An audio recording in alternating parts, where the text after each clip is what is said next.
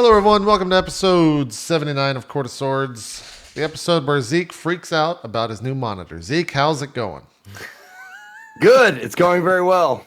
Now I just have to figure out the workaround to get the game capture and the monitor and stuff. Like, I can play a game at 144 refresh rate with it's so just tastic. It's great.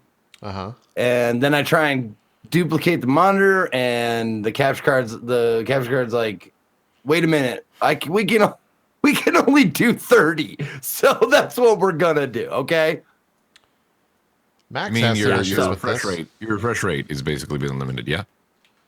Yeah. I can help you with that. Yeah, I helped Max. You I yelled at didn't Max help. how to fix this, and then was like, "Yeah, I'll help you," but You didn't Gotta help go. me. I found my own. You know what? In a way, you helped me by not helping me. boom, Eh? boom. No, I'm not- The helper of helpless.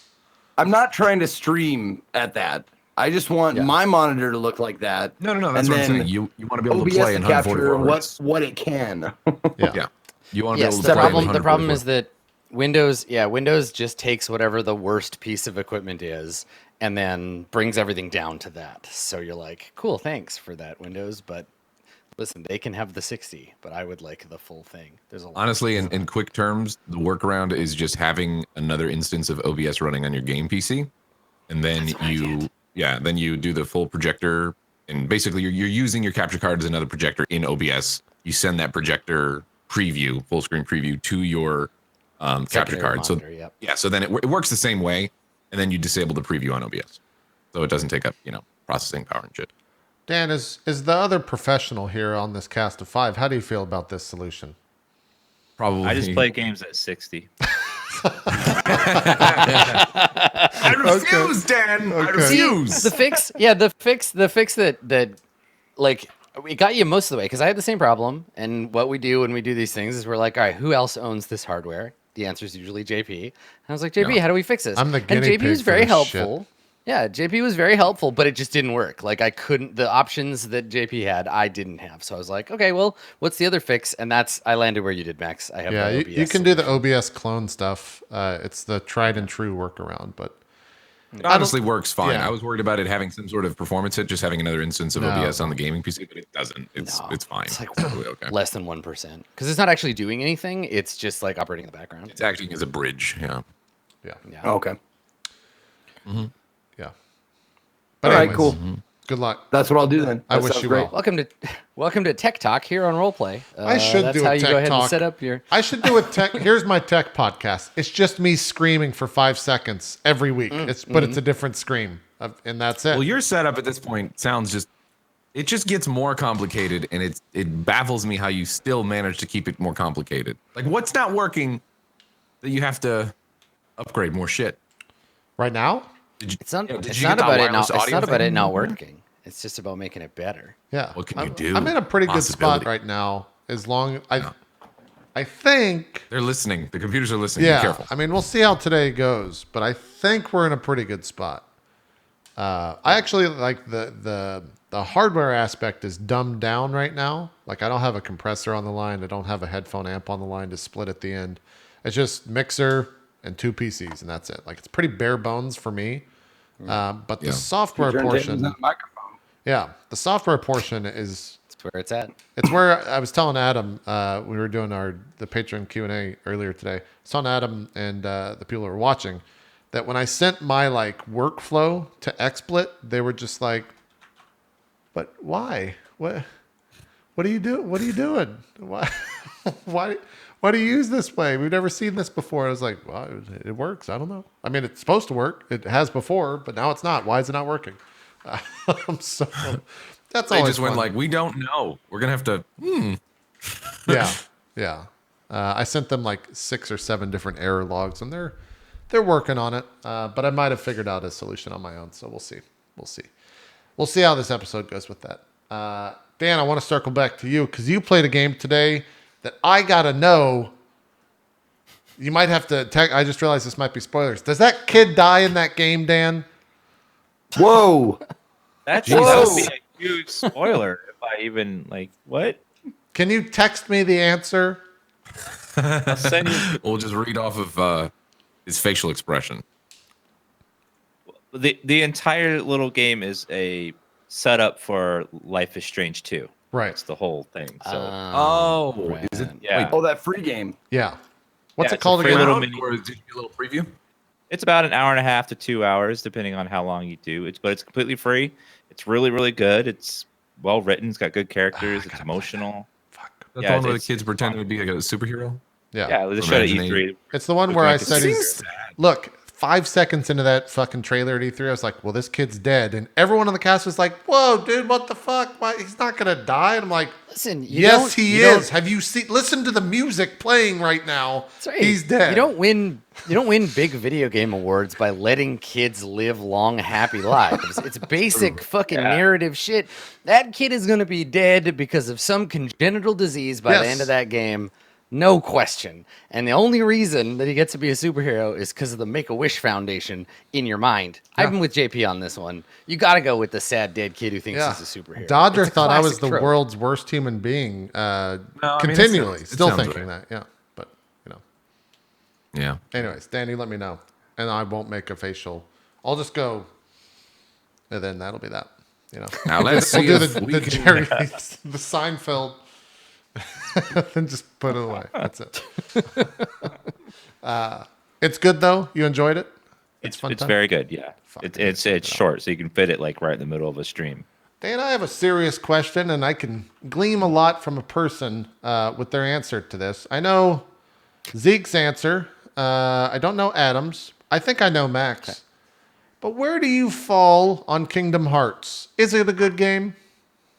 It's a loaded question. Like, I know. what aspect of it? Like the story, the gameplay. As a game, do you enjoy it? Yeah, I think it's fun. It's like a light-hearted RPG. Okay. Nothing too serious. And the story gets complicated as hell. Like, Yeah. the more you branch out from the main path line, the more just Okay. what the fuck it gets. All right. You're among a friend then. I don't know about these other three, but we're good. We're good. How dare you, JP? I've never really sunk into them much because they look like they'd be painful for me to go back to try to play them and then chat with backseat like crazy. The first one is actually pretty great until I got to Endgame, and then like all the Kingdom Heart badasses came out, and they're like, well, you got to do Sephiroth. And I'm like, no, I'm not going to play the game for 200 hours. I'm sorry. They're like, well, then you're a fucking noob. But I'm like, oh, all right, sure. That makes sense. Start I'm making digging claims this. about the I'm digging this. state of your testicles. It's Yeah. a whole thing. Yeah. Cat troll voice. Yeah, exactly. not gonna do Sephiroth. Did you miss? too? I was gonna say, did you miss when JP played a D&D character that was just based on that voice? Oh, it was gold. It was good stuff. Yeah. Yeah. I Wow. did do a chat voice character by the name of Talk, which is just chat backward. And his last name was Twitch backwards, but that was we don't know if that's canon or not. Anyways, my character lasted about an hour and a half, and then Steven killed him. So Yeah. Went the way of Zuaz, I see. he did. Yeah, he did. It was fun. Lasted longer than Zoaz, I think. Yeah, there was I think there were a bunch of like dire wolves, and they got pack tactics or whatever, where they got 2 attacks. I didn't last very long. Were you literally just being like a chat troll in the game? Oh Like, yeah, oh yeah. Like Why there didn't were, you throw a fireball? I think yes, exactly. And I think I was playing with Pocket, so I was just saying like grill nonstop. It was God. fast. Wow. Yeah. You It are was the a waking. It was a waking nightmare. Yep. Yeah. It really was. But I that's know, okay. You know it- what? Sometimes It was fun. you play enough D&D characters, and they can't all be winners, right? Some of them are just like true. we're Some of happy to them- see them go. Yeah. It was Yeah. good times. It was good times. Anyways, Dan, did you play anything else besides that game where the kid dies? Yeah, I played some of the new Sims 4 expansion seasons. Oh, how are those? I didn't know you're a Sims fan. Aaron's a huge Sims fan. I love the Sims, even though they're owned by the devil now. But That's true. But yeah, that like it's $40. It adds a bunch of cool new things like weather changes and holidays, and it's cute. But when you go back to play it now, there's just when you click on one object, there's like 1,000 little bubbles that pop up, and those have 1,000 little bubbles. There's so many expansion packs and stuff packs that add more and more interactions. It just becomes a nightmare when you click on things. Yeah, But yeah, it's if you like The Sims, it's fun. that's good. I like your Dan H update. You should just keep it like that. I think it's much better. Yeah, the blurred shower one. It's a really good Dan H update. Yeah, I'm a fan. It turned my favorite emote even better. I didn't know Julia had it in her. It's pretty good. It's pretty He's good. Yeah. Are you looking forward to anything on the horizon? Anything next? Like, I don't know what games are coming out in the next couple of weeks. It's pretty light for a while, but I'm looking forward to the DLC, Donkey Kong DLC for the Mario vs. Rabbids game. Yes. Fuck yeah, that's gonna be the Yeah. shit. My Switch is gonna be plugged in all the way to the end of Octopath Traveler now, because that's that's pretty right, much that what I'm comes waiting out. for. Octopath's coming out in like 2 weeks. That's right. Until then, Switch down probably. Octopath has such an amazing art style. I love it. Did you play the demo, Dan? Play the demo, yeah. Yeah, I played a little bit of the demo. Is It's it good? fun. Adam, you played it? How about that voice acting, huh? Yeah. Oh, it's The game is beautiful. The game is beautiful. The combat system is fun, but holy shit, the voice acting is like, "Hello, Governor. I'm the protagonist. Come along on a quest with me." And you're like, "Oh no, please die." And then they don't. They just stay with you the whole. And then you. It's good you can switch characters because holy. And like it's like everybody took half of an acting lesson and then bailed out and are just doing like impressions of what they think a good actor sounds like. I'm excited. It's sounds really bad. That But sounds fantastic. yeah, but the rest of the game's fun. Yeah. Okay. Yeah. You could just play it in Japanese, and then you just don't know if the You voice could. acting's bad. See, I feel like, and I've had this come up a couple of times playing Japanese games, as I'm sure everybody has, where I'm like, I want to play it. If I were playing it alone, I'd be playing it in Japanese. But I don't want to alien out all those people who are like, I'm watching Adam play this game, but I'm like doing other stuff. Like I think most people alt tab during a playthrough. And so if I do it in Japanese, they're just going to be like, what is this weird foreign language game that's coming out of my speaker? So I play it in English. I do it for the fans. But if I were doing it for me, I'm not a dubs kind of guy. I'm just saying. Uh-oh. You can tell a lot about a person if they're not a dubs guy I know. or subs Doesn't guy. surprise me. Yeah. Well, and you speak Japanese, so right? Chotto. Yeah. Yeah. Well, cool. We'll check in with Dan. Are you gonna get what's the review next week, Dan? We got the one where the kid died. What is the name of that game? I need to learn the name of it instead of the one where the kid died. Awesome Adventures of Captain Spirit. Okay. Awesome Adventures of Captain Lymphoma. And I'm pretty sure he's the main character of Life is Strange too. So if that tells you anything. Oh. Okay. Life is strange, and then you die. Yeah. I can do That's this all day. Just keep. Life is Strange, and then you die. 2. That's it. That's the name of the game. That'd be good.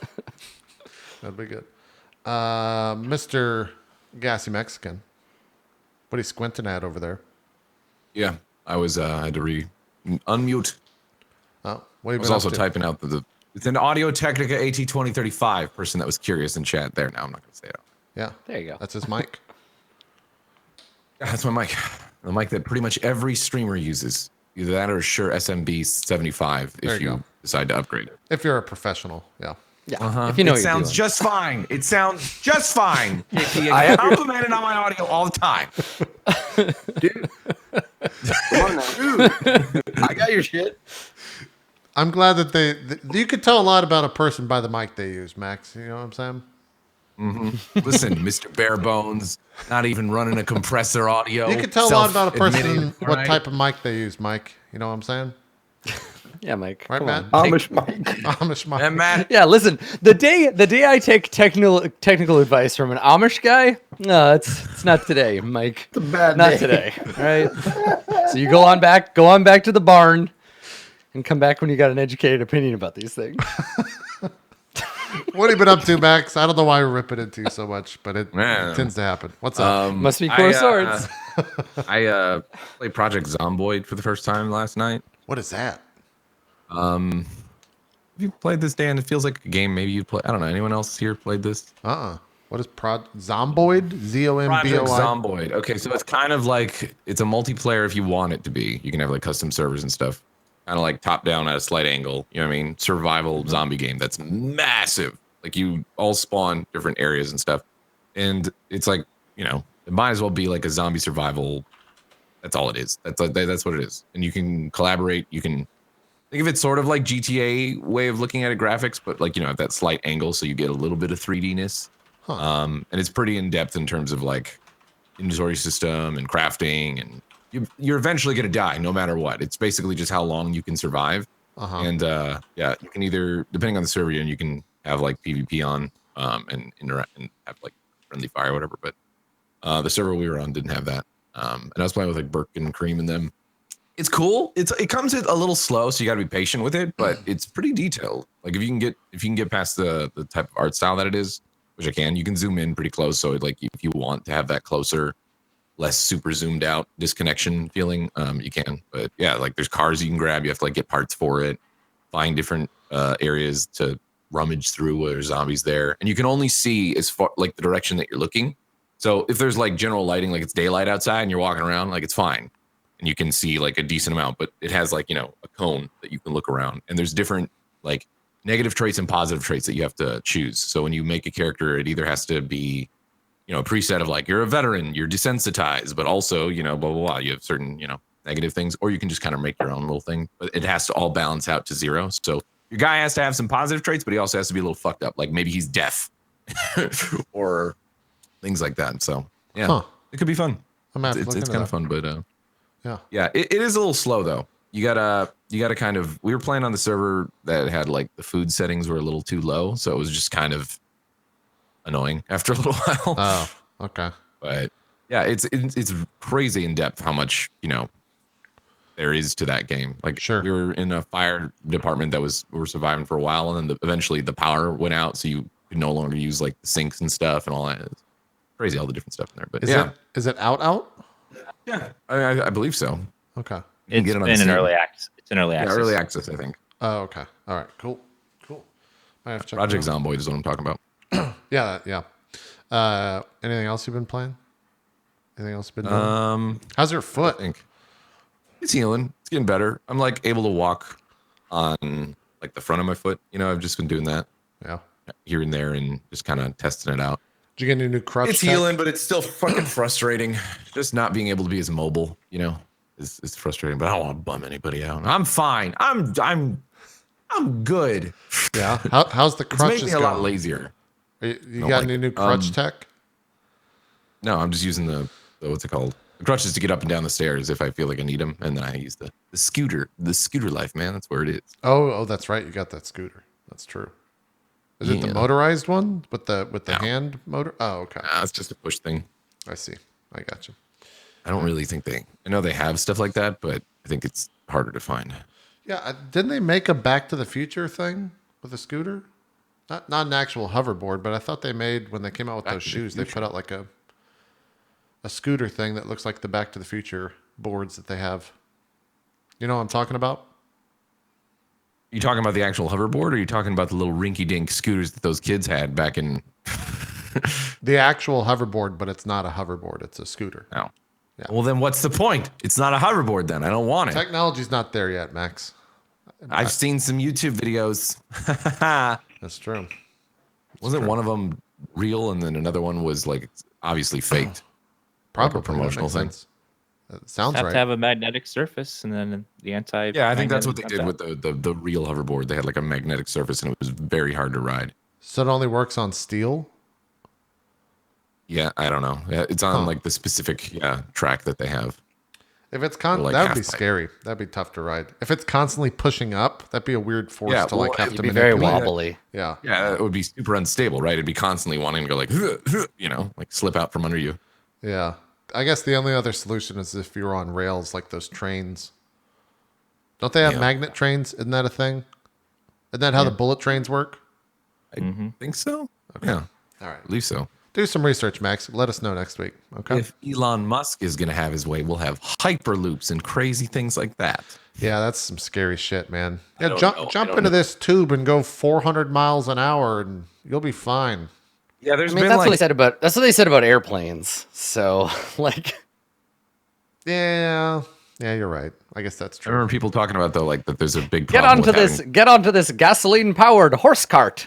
It'll Yeah. take you to Delaware in 36 hours. Yeah. I don't know. That sounds dangerous, Ezekiel. I shan't go on your gasoline powered horse cart. You got to be careful with those. Did you, Max? Did you see that article about Elon Musk, who he like created a school for his kids, and it's basically just like an incubator for like 8 to 14-year-olds or some shit.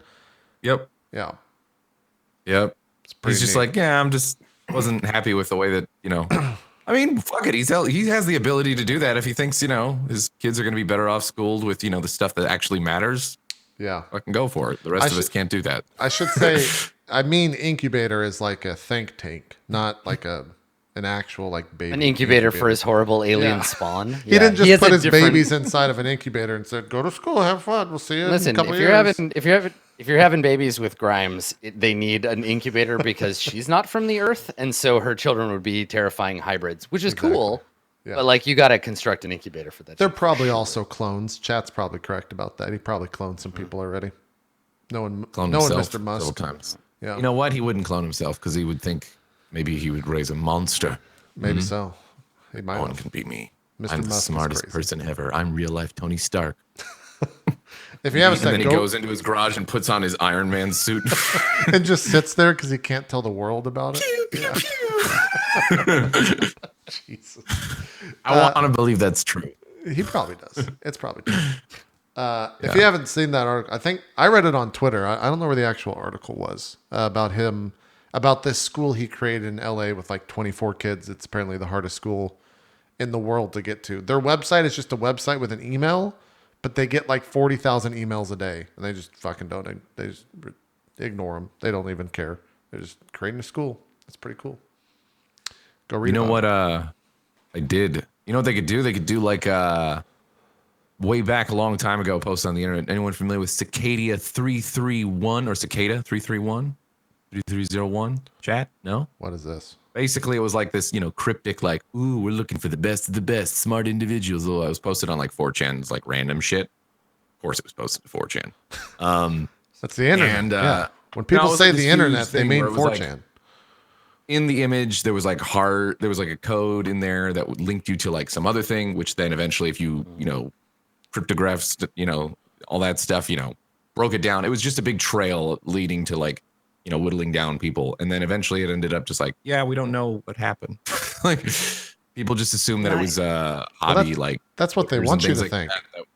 Well, no, something happened, but no one knows what it was. Something happened. Yeah, no, something. This is a good video. Yeah, this is some like, I mean, 99% of the time, these things are ads for something.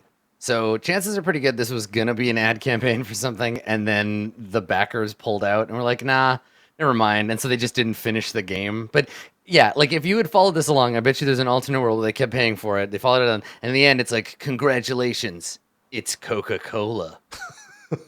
Get some. Like, that's just, yeah. It's just this. That's how most of these things end up. Like, if chances are pretty good it's not a global conspiracy. It's just someone who wants to sell you something. I mean, I'd take like a 20-minute video on it on YouTube. Check it out. It's neato. Nice. But they could do that. Yeah. I'd be into do one of those crazy things. I'd be into it. I'd try to win that. I'd fail. I wouldn't get past the first test, but I'd try. No, they're very complicated. Yeah. I'm not smart. Well, cool. Hope your leg gets better. We'll check in next week with more leg action from Max, from Mike.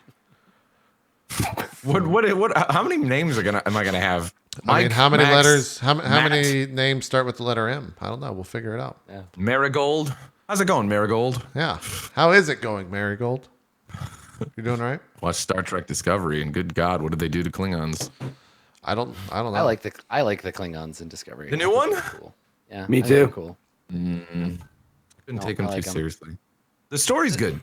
I like the story. They're proper alien is why I like it. Like I think that they've evolved from the like these are obviously like weird, awkward analogies for like foreigners in the original series to like the bumpy forehead aliens in TNG. But I like them because they're real alien and that they spoke Klingon like most of the show. That was super cool. I thought that was really good. I like the fact that they spoke Klingon. I don't particularly like the voices of them because they don't sound. I mean, I don't know. That might be nitpicking, but it is a little bit weird.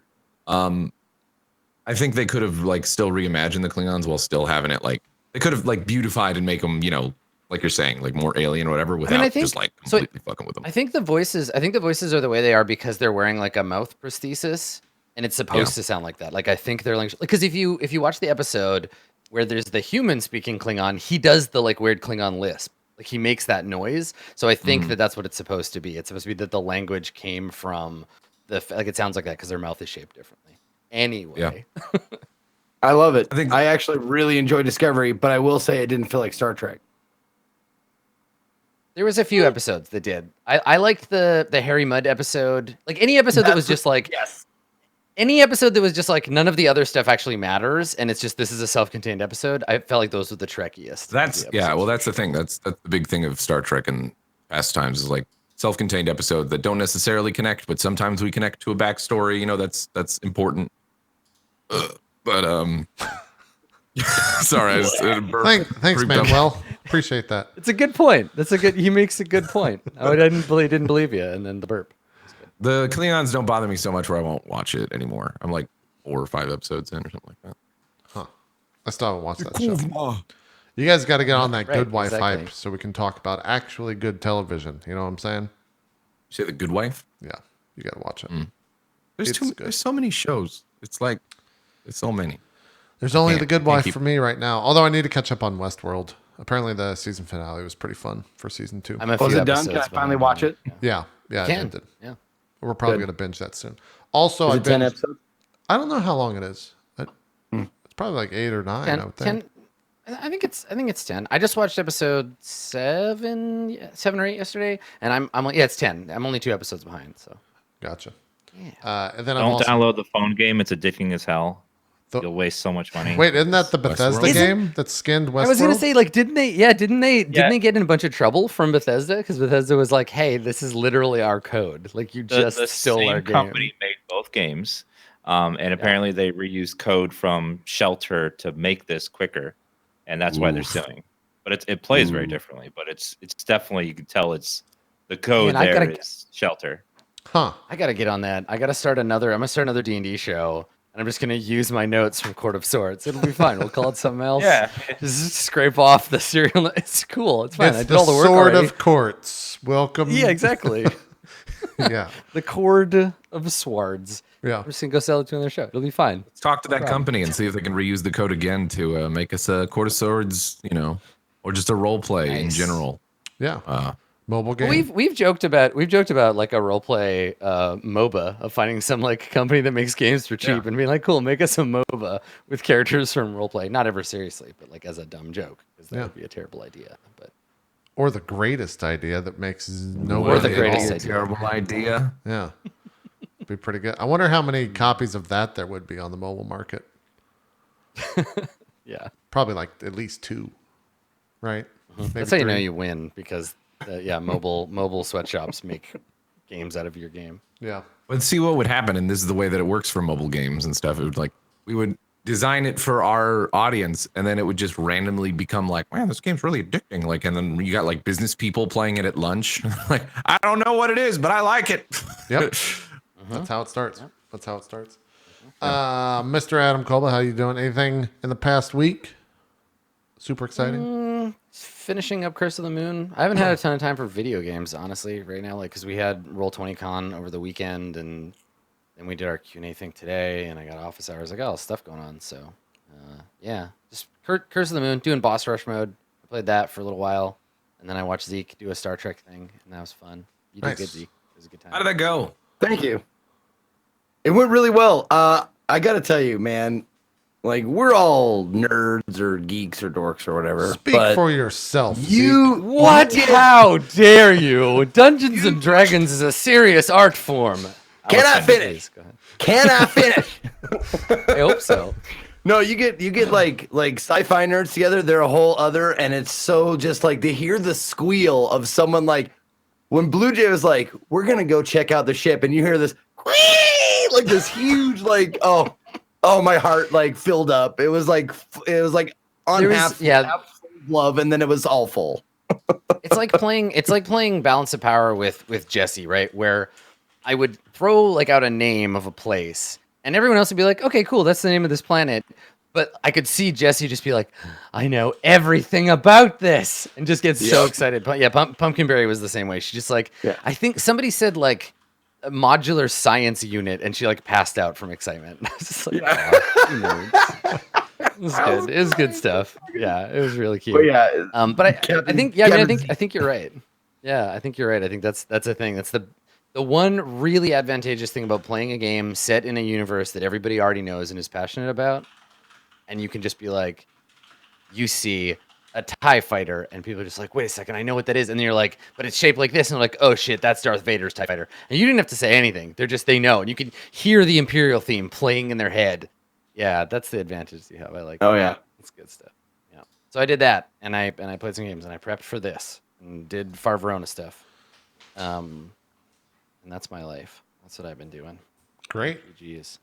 For this game though, like just before we started the episode today, the Character Mancer and the Player's Handbook went live in RollPlay, and the fucking book sharing thing now. So all the D&D books that I own in Roll20, I'm now sharing with you guys through that. So like when you go to look for a spell and it's not in the SRD and it's in the Player's Handbook, I have the Player's Handbook. So now you can look up your spells properly. So all of that character leveling up stuff. I think Xanathar is like the only book that isn't. Xanathar and the Sword Coast, one of the only books that aren't in there. So now all of you have those things. So go and look for stuff and find spells and shit. Yeah. Great. I was actually trying to look up, like, I looked up bard spells and it's not like populating or something. Yeah, it maybe you may need to refresh because I literally like turned it on during the pre-show. But yeah, as long as it's in the Player's Handbook or any of the other books that have been officially like released as a thing, Xanathar is the only one that's not going to be in there.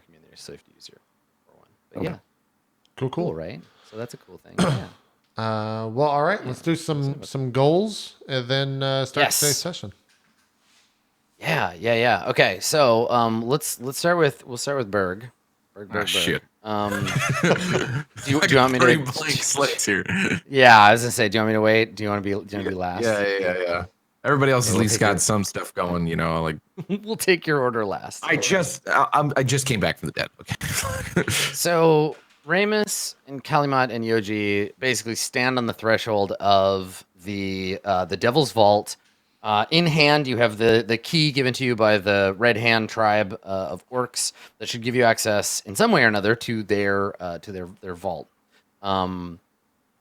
Zeke, A, what do you want your goals to be? And B, what decisions have you made for your character? Because now's the time. Oh fuck! I didn't level up. That's right. What level up stuff did you? Overlays aren't updated. Just gotta get that out of the way. Go ahead. It's a tough choice, but I feel the call of one of the bard colleges, and it might not be like the most min-maxing or whatever, but it feels like it synergizes with my rogue levels well. I think I'm going to go with the College of Whispers. And the reason why is immediately in the College of Whispers, you get psychic damage that you can do when you strike somebody. Oh yeah, that's gonna be good for fighting our insectoid elf friends because they do not like psychic damage. Yeah. And also because it adds 2d6, you can expend a bardic inspiration to give 2d6 damage to the target. And then you can assign it after you hit a creature. It says when you hit a creature with a weapon attack, then you can expend one of your things and assign the 2d6. Nice. But also if it's a sneak attack, that means I'm rolling plus 5d6 for 3 for the rogue and 2 for the new ability. Yeah. Also, the College of Whisperers has the Words of Terror, which is like it's a slower thing. I talk to somebody for 1 minute. As long as I can get them to listen to me for 1 minute, I can terrify them to me or someone or something that I know of. Great. That's pretty cool. So you instill, and that's actually really cool. That's an important thing. So it's a lot of fear spells and stuff. Fear effects are like, you are afraid of me. I am the caster of this spell. You are afraid of me, but you can instill terror in other things. So you can turn them against their allies. You can turn them against like places. Totally worm tongue for sure. Yes. Yeah. So be frightened of you so you or another creature of your choice. So if you want to like turn people against their allies, that's a great thing that you can do if you have time to talk to them. Yep. Yeah. Absolutely. And it is there it's a pretty ominous. That's an ominous angle. Save. That's an ominous angle for Calumet to take, right? Like suddenly Calumet is becoming this like, yes, listen to me and I will manipulate your fears. It's pretty good. I like it. And the other cool thing is, if they fail to save, they won't know that I was trying to do something special. Right. It just sounds like a conversation. This is just an ability. Yeah. Nice. Yeah, it's like suggestion. Yeah. Yeah. Cool. I like it. Okay, so now that you have this and- mysterious new power, What's that? go ahead. Oh, I had expertise, so that means I put double my proficiency in 2 of my proficient skills. So I put it into performance, being a bard. You know, that's going to be helpful. And I also put it into sleight of hand. So Okay, cool. I now have 4 abilities that are plus 10s to like. And did skill you checks. do you remember how to? Did you already do that in your character sheet? You remember how to turn I on the certainly expertise? did. Yeah, you got I put it in the gear. I changed it from normal to expertise, and it did it for me, and it's nice. Yes, thank you. Cool. Yeah. I've never Alright, done that great. once ever in my whole history of roleplay. Putting that out there. Why would you do that when you have Adam? Just do it. Yeah. He does it. And I also get 2 second-level spell slots and 1 more spell known. So I can learn 1 second-level spell, and there's a lot of good second-level spells. To choose one is fucking hard. Like, of course, like heat metal, suggestion are all like calling out to me, but like with my proficiencies and stuff, I decided to go that I'm gonna go with invisibility. That's pretty good for a rogue. Yeah. Yeah, It's useful. I'm gonna go with invisibility, so maybe I can do like that sneaky attack or whatever. So Or just cast it on Ramus and whatever Berg is a lot in the future to help us out. Yeah. Because they suck at it. yeah, and it's me or a creature that I touch, so it's not just me. I can touch somebody and turn them invisible or whatever. Yeah. Cool. I can touch you. Cool. Yeah, invisibility is super useful. Cool. What do you want your goals to be for today? My goals: get the key from the Devil's Vault, or Okay. the key. The key.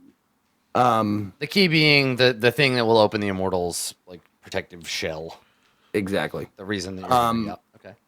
Okay. Escape the Vault alive is still. I'll keep that one. And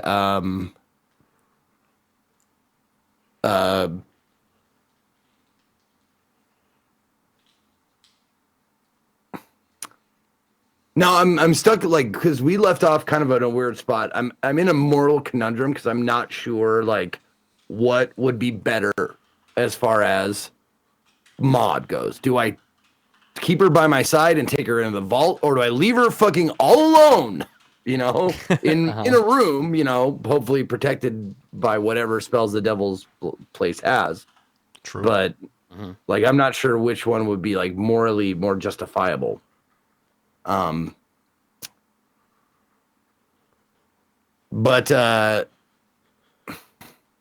because I mean, and she's a little girl. She'll fucking like she'll leave, possibly. She's Like, done it walk before. out the door. Yeah. Yeah, she's very independent. She's wandered away before. Could just cast. I was gonna Invis ask on her. chat that too. Could just cast Invis on her a lot.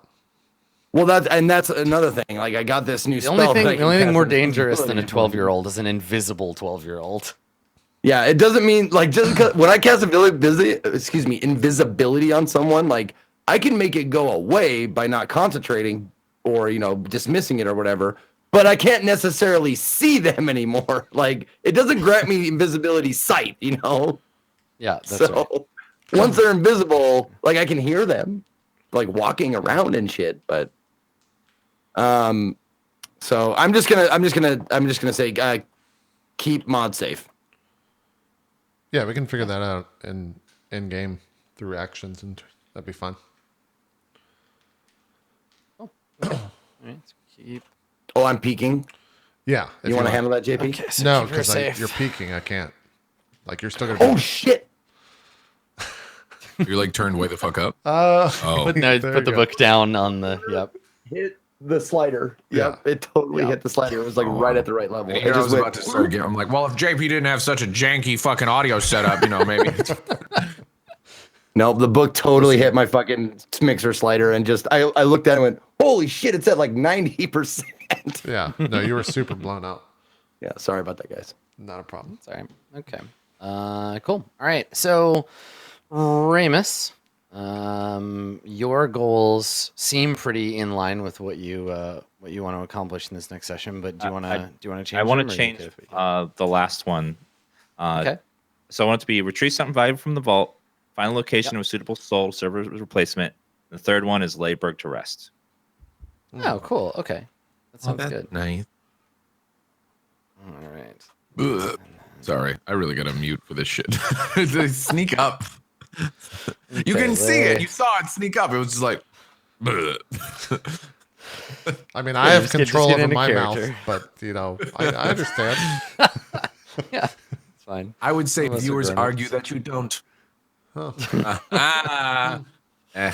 So, Mikey, so if the two of you are done, Yoji, what are your goals for today? the secret one that I've had for a long time. The new one, progress to the Devil's Vault and get out alive. So just like a general, hey, I'm gonna make it through this, etc. And then I don't know if I'm gonna be doing much investigating of Ramus's soul. Was that still a goal of yours today, Dan? It wasn't, right? It is. It is. Find a location of a soul. Kind of my number one goal right now. All right. Yeah, It's I'll kind keep of it. significant. I'll keep It's it. important. Kind of on my list. Okay. Yeah, All right. And not dying is Well, kind of a good thing. I'll keep it. Investigate Ramus's soul issue, and that could be. There's a lot of things that could be, but I think it's kind of all encompassing. Okay. All right. Cool. All right. Good. Well, with the excellent timing, Max, would you like to talk? Oh, about how your are you doing? goals? Again, What would you like your gotta goals to be control today, that mouth, Berg? Max. Finish this sandwich. Good. Okay. Sure. Yeah. Finish First one, the I put sandwich. That's the reunite with the goal. group. Seems pretty obvious. Okay. Yeah. Um, Reunite with second your one. friends. Okay. Second one, I put receive some sort of boon from heaven or fae, etc. If possible. And then third one, I don't know, because I mean, there's not a lot for Berg to draw on right now. I mean, you could argue I could find some other goal, but right now Berg just booted up, so I'm kind of So you want to just hang on to those for now? yeah. Okay. I would make it some goal Okay. about maybe potentially like become attuned with Mecha Berg or some the newness of what Berg has going on, but I don't really know what Berg has going on. Honestly, No, at this Berg. point. Yeah. You're. So I mean, you could have a goal about something you want to do while you're in heaven, right? Because Yeah. this is a place normally like mortals are not allowed. So you could say like, I mean, hell, if you I could can put swing find a it your soul way- for Ramus. Come back with a little Yeah, soul. yeah. I mean, it could Ramus also be about your like, I want to present. meet God. Yeah, right. Like bathe in the light of the fountain, or like visit the tower, because like the literal tower is in heaven. Like there is a place where you could get like. So there's lots of stuff. You know, lots of You Like it. Go Visit the punch- tower. punch God in the mouth. Visit the literal tower. I like it. Yeah. Sure. They're not going to let me do it, but maybe. Yeah. Well, that's what we got dice for. Roll and At your find out. training, Berg. Yeah. I want to visit the tower. Like a whole new childhood for Berg. His mecha childhood. Baby Robot Berg. Okay. All right. Well, we'll attend to Berg in time. But for right now, let's begin in the divine house of the devil. So inside this place, I think we see the gateway guardian, right? We see the stone statue with its missing eye, sitting, staring at you as the three of you, Yoji, Ramus, and Kalimad. Are you bringing Maud with you, or? You What left did you her in the decide? room at the end of the last episode, if I remember correctly. Yeah, I think the plan was to leave her there. Is that still? Yeah. Okay. All right. So just the three of you, and you're up on the top floor where I described to Ramus earlier. There was the archway and its guardian. So it's a stone arch that reforms into an enormous statue, and unless you have a key, is meant to block your way. So you can see this. It's at the end of a long rope bridge that leads out into this sort of like hanging middle platform. Are you just like ready to roll up? Are you having a conversation? What do we fade in on when we see this scene? A quick question. Is there a Yeah. way that I can lock my room? Yeah. I mean, Okay. like, Can I imagine a it's servant like, and be like, I'd really like there to be a lock on this that only I have the key for. Can we do yes, this? if you desire that other people cannot enter your room, sure. But like Okay. there are powers and stat, and if people really want to get into it, they could, but it would be a rude thing to do. So you locked her in your room. Yeah. Okay. And yeah. And like if she That's needs food or water, she can just imagine it and it'll be there. Yeah, that's true. Okay. So good. All right. So the group of you are on the bridge. You can see ahead of you this enormous steel stone guardian. Okay. This key will let us through. I tested it already. Try not to speak to it too much. It was a little concerned that it belonged to an orc. Well, we'll just let you do all the talking then. Let's just that works. That's okay with me. Kylie, can you handle that? Of course. Do we know what's gonna happen in here? Did you guys happen to chat with anyone? Because I've heard a couple of crazy stories about this place. It might not be a walk in the park. I honestly don't know. I don't think many of the people down there have ever actually been up here. Yeah. And this key that you got, what it's supposed to take us to Berg's vault? Is that? I believe it lets us in, and then we can access Berg Vault once we're inside. Okay. I don't know how that works, but this lets us into the vault itself. All right. Well, are you ready?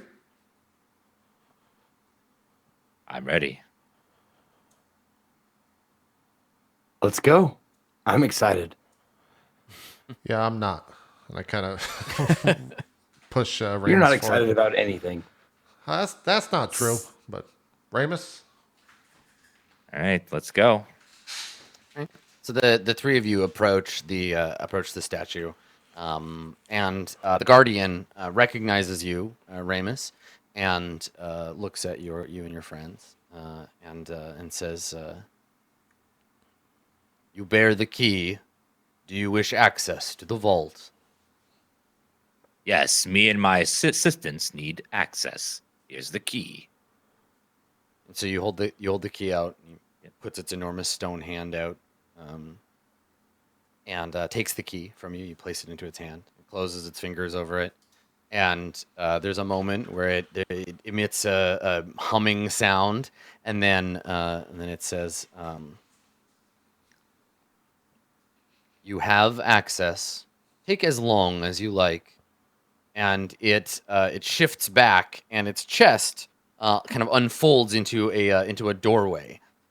Beyond, you can see kind of like a misty hall.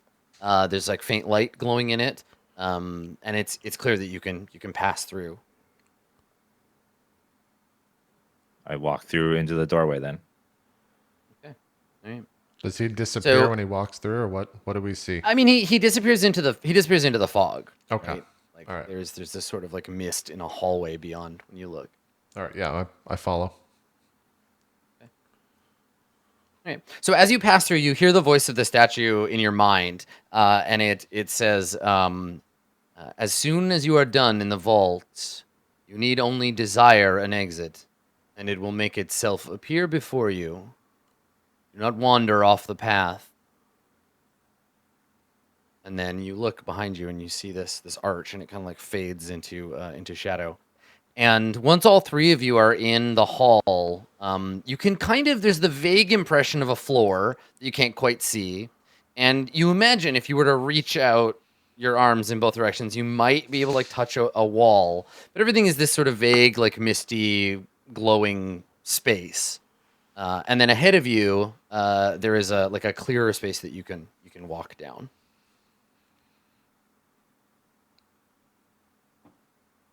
Yeah, we start. This doesn't seem like any ordinary vault. Well, would you think it would be? Yeah, what were you expecting to just walk in and have a bunch of I don't gold know. sitting here with a big safe? What? It's the devil's vault, Ramus. It's not the normal vault. I don't know. Expect maybe a big metal door or something. I don't know. Yeah, I would keep your expectations open, I guess, and be careful what. I guess just what you do. Like I said, I've heard some things. They weren't good. This place tends to, I guess, prey on your weaknesses, in a sense. So you might see a bunch Well- of souls just lying around, for instance. If this works anything like the place downstairs, all we have to do is want what we're looking for, and hopefully we will be led to it.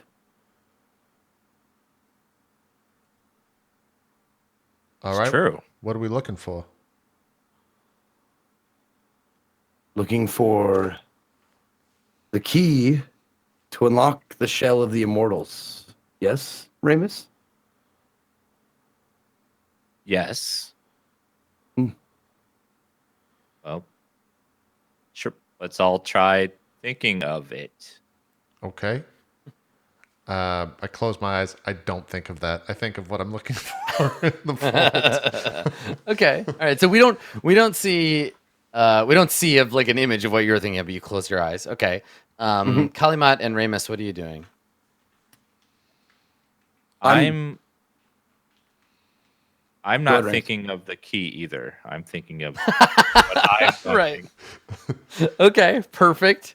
Kalimat, do you envision the key? I imagine. Yeah.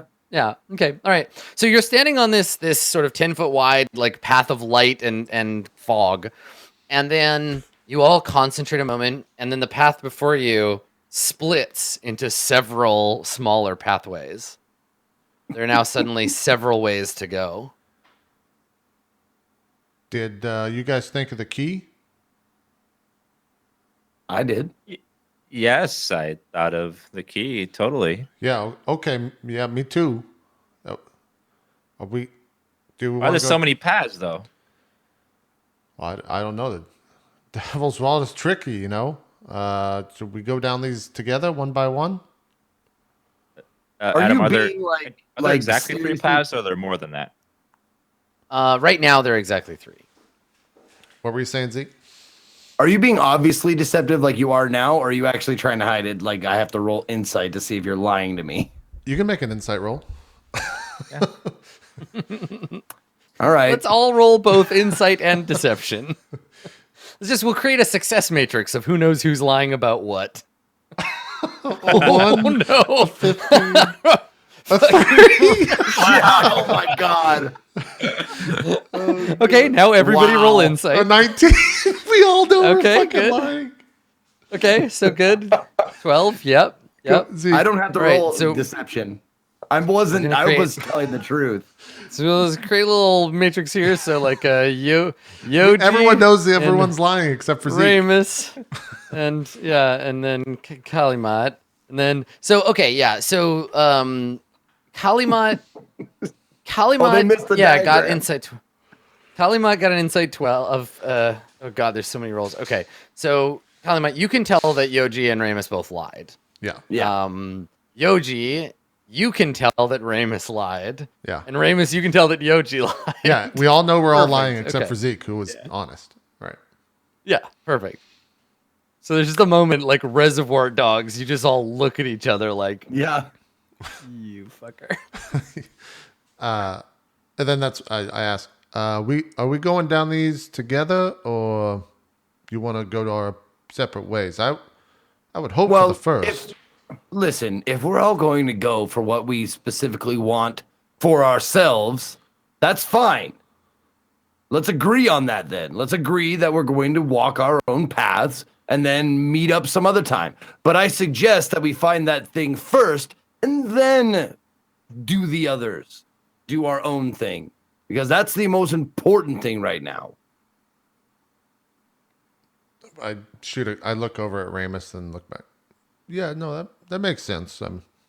I can abide by Yeah, that. yeah. I'm like a kid that got caught lying. I'm like, yeah, I guess. Yeah. All right. Yeah, it's All weird right, that it gave me a different path to the thing that you wanted, Collie, but you know. none of you think of anything. I'm going to imagine the key and the location, and none of you do anything. Okay? Okay. Okay. I do it. I start thinking like, where is the key to the mortals magic shell? How we can get in there? That kind of thing. Okay. Make a. I'm gonna get you to make a roll of some kind. Let me take a look at your skills. Let's see. There's no real like Luck roll. reality bending skill. Yeah. I mean, you're using your charisma. I think it's just maybe a raw charisma roll then, because there's no way to like train yourself in something like this. So I think Yeah, it's just like a force charisma of roll. will, right? Yeah, if you actually, yeah, it's a charisma save because if you have charisma as like a trained save, one of your saving throws, it never gets used. This is a great place for it. Charisma save. Yeah. Okay, all right. So you like take a moment to try to clear your mind, and Kalimat focuses on the key to the immortals, the purpose for being here, all of this stuff, and then there's a shifting of the paths, and then before you there's only one. The paths like a kaleidoscope shift and sort of turn until you only see the mirrors of this place align, and you only see one way ahead of you. And just as easy as that. And I start walking down that path. Okay, all right. Yeah, we And all you're follow. gonna follow. Yeah. Okay. Yeah. All right. So you follow Kalimat down this foggy walkway, and it continues kind of light emitting from everywhere for a while. It's a little unnerving because you can't see the walls. There's an emptiness where the ceiling might be. Everything is this sort of faded grayish color. But it's all smoke. It's all smoke and fog. So you can't see your feet. It's like ankle deep in this stuff. And it's just what's swirling around you. And slowly over time, you start to feel more specific variable solidity under your feet. You can feel maybe stone instead of just it's solid. The fog starts to drift away. The light takes on a darker quality, and slowly walls begin to emerge. And you can see that the walls are like a light blue, maybe a grayish marble, shot through with the occasional veins of a teal color. And then growing in places, you can see like, growing straight through the marble. You can see roots of a pale wood. Ramus and Kalimat make an intelligence save. Because it's been a while for us, but it hasn't been as long for them, and I want to see if you wait this. Okay, Ramus, you got 14. Mm-hmm. Kalimat, you have advantage on yours. Oh, crit. Yeah. All right. So Kalimat, your heart sinks when you recognize this. This is the stone and wood that made up the realm of Utrix of the seven potencies. It is his celestial marble, the strange blonde wood that grew in that realm, and that's when you see the first of a series of doors, very familiar looking doors in this corridor, and somewhere down this hallway, you hear someone whistling to themselves. A song that is eerily familiar to you, Kalimat. Ramus, you recognize the stonework and the wood as well, and you know where it's from, but it doesn't cause quite the same like sinking sensation for you. You're like, oh, hold on, I recognize this wood, this stone. Kalimat, is there any evidence on your face? Do you stop? Do you try to hide your like being your sudden feeling? I mean, you're pretty much in control of the way you express your emotions. This isn't like a fear save or anything. How do you respond? I once it starts to materialize, I stop. Ramus, do you recognize this place? It Reminds me We've been there. heavily of that wizard realm. Yes. Me too. Yeah. Now, do I specifically like with a crit? Do I specifically like remember like where in the place I am? Where in the? You. It's funny because this is built on memories that you lost. You remember, Fuck. right? Yeah. Yeah. Mm-hmm. Okay. So you recognize, I think, as much of it as you remember from going in, but then when you try to recall it, it's like waking up after a bender. You're like, oh no, something bad happened, and I can't remember it. And now, you're seeing pictures of all the terrible shit you got up to, and you're like, oh god, no, I don't want to be reminded of this. So there are these feelings that are like returning, where you're like, oh wait a second, no, this is bad. Like I'm remembering bad things in this place. Ramus. What? It's like remembering a dream you forgot. Something triggers it and it comes back to you. This is something that was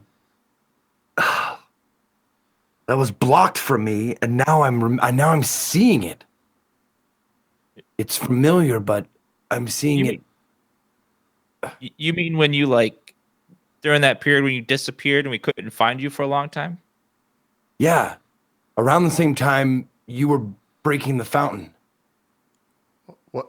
You broke the fountain? Well, you guys, Okay, we gotta, Doji. we need You to have just a gotta let things conversation roll where we now, just okay? sit down and you guys tell me everything. Because this surprise bullshit that keeps happening, it's not good. What fountain did you break? It was A a replica, fountain. not the real one. Did something you get at a gift shop? What do you mean? A giant, very powerful wizard tried to create an imitation of the fountain, and we kind of destroyed it and destroyed his realm. But these things happen. No, that's not something that happens. It's first I've ever heard of it happening, but we're here. I understand what happened, and we're just going to move forward. Any other surprises I should know about? Oh, just you wait. There will be more. Great. Okay. We need to have that. It would be impossible to tell you all of our adventures at this moment. Right. No, we're going to sit down in the future when we get out of here, and you're going to tell me everything. Because you've destroyed a fountain. What the? I just kind of like start walking forward a little bit. Mm-hmm. So is this safe? Can we move forward? We're inside the vault. We're not actually in the place that this is, like that it appears to be. We are inside the vault, as far as I know. I think we're safe, but no one's actually safe inside the vault. So your guess is as good as mine. Great. What did you actually wish for? Like, what were you specifically thinking of?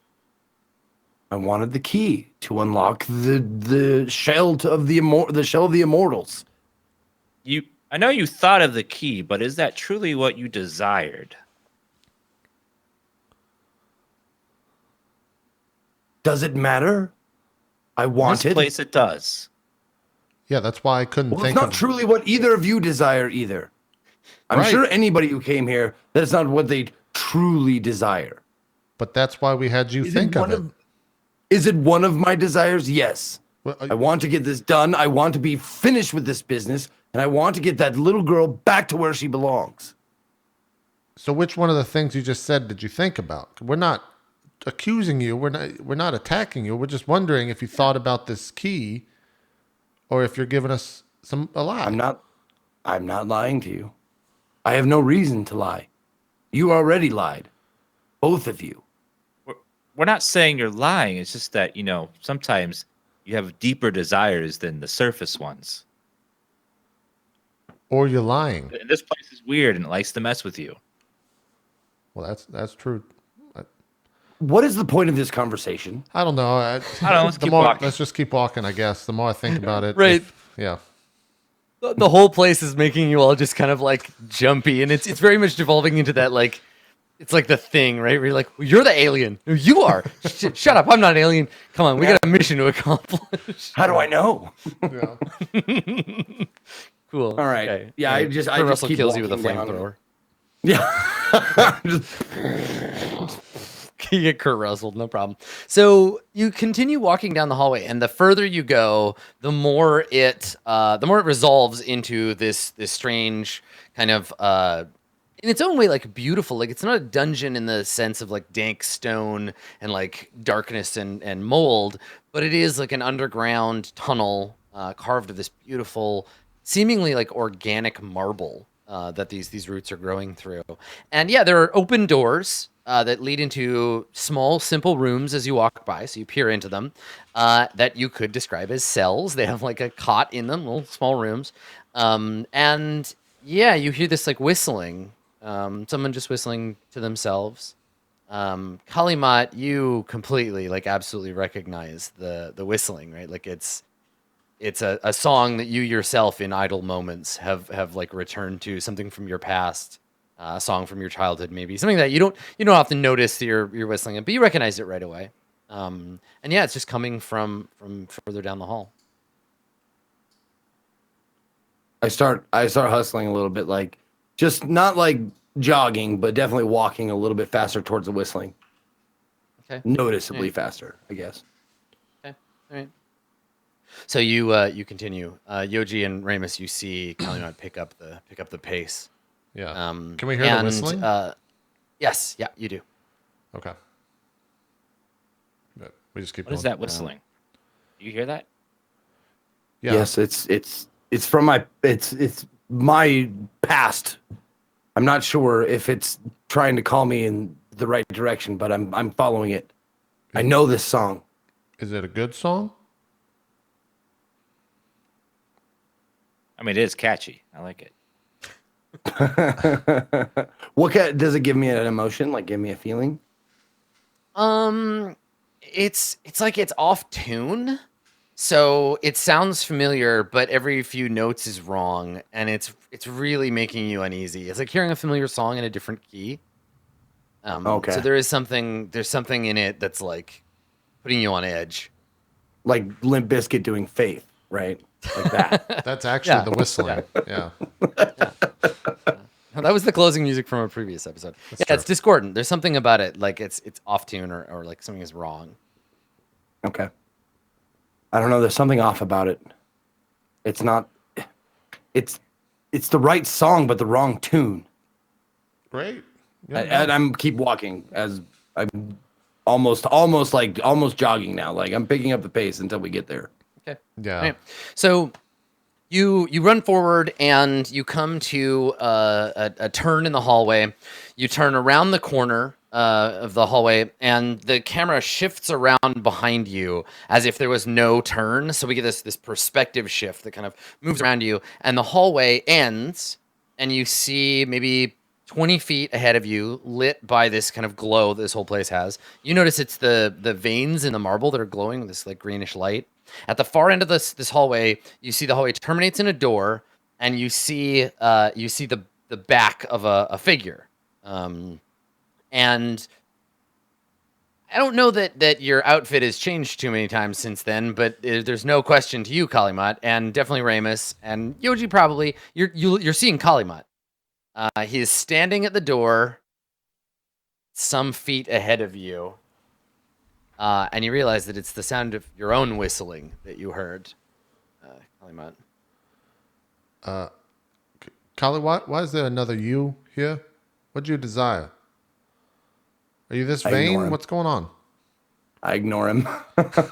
I slow down my pace and start walking towards myself, I guess. Okay. All right. And I keep So walking you, until like he either turns around or I get close enough to touch him. Okay. So as you get closer, you get within about like 10 feet or so. You see him reaching for the other Kalimat. You see him reaching for reaching for the door, as if to open it. Is it the door that I opened? It definitely, yeah, it definitely the is. door. Yeah.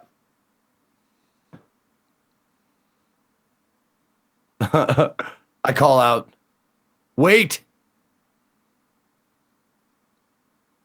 No Okay. response. The simulacra doesn't seem to hear you. No. Okay. I try and like angle myself in, like go around to being in front of him. Okay. I mean, the closer you get to him, the like slower you seem to move, or the further away he gets. It's like a terrible dream. Like you're Okay. right. You're basically running as fast as you can and not going anywhere. You just can't get close. You're always within sight range, like being able to watch. And you see the memory form, whatever, Kalimat open the door, like reach for the door and pull it open. And you see beyond a figure. Now everybody sees it slightly differently. Kalimat, you see a beautiful golden scaled, long curling horns dragonborn. Ramus, I think you see yourself clad in shimmering robes. And Yoji, you see a demon. You see a member, certainly a member of the Mara.